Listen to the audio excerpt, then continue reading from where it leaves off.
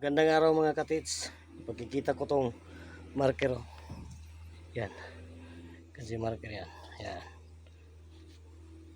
Ngayon mga katits, may hole sa gitna.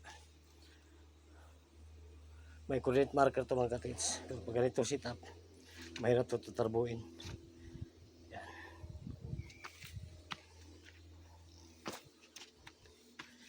Yan ang mga coordinate marker niya. Klaro-klaro. Yan. Coordinate marker.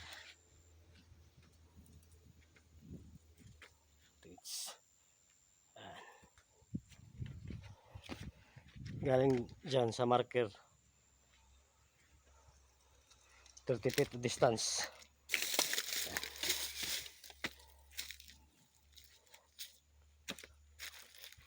Nasa gitna ng creek mga katits.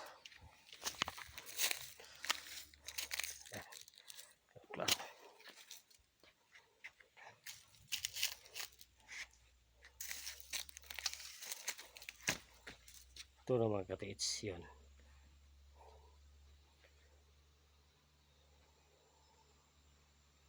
Coordinate marker niya.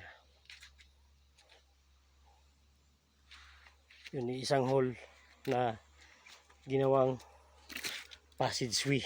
Ano? Excellent marker. Yan.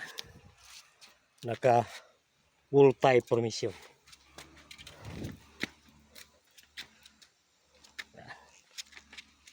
Ito naman may coordinate marker. Dito na sa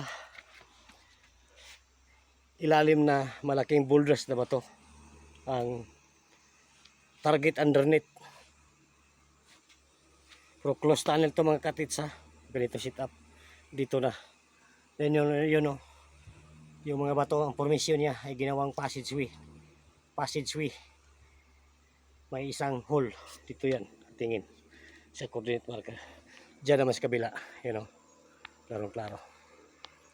Yun. Coordinate marker niya. Dito naman banda. May isang hole. Dito yan. Nakatingin. Ito. Mismo. Dito na ang target underneath. Pero close tunnel to mga katits. Dahil intersign yan. Intersign. Dito na mismo. Ang target underneath. Mga katits. May dalawang yan o. Hole. Dito yan nakatingin. Dito mismo. Ang target underneath. Mga katits.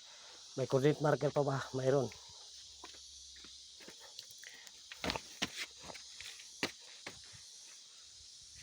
Yun o, mga katits.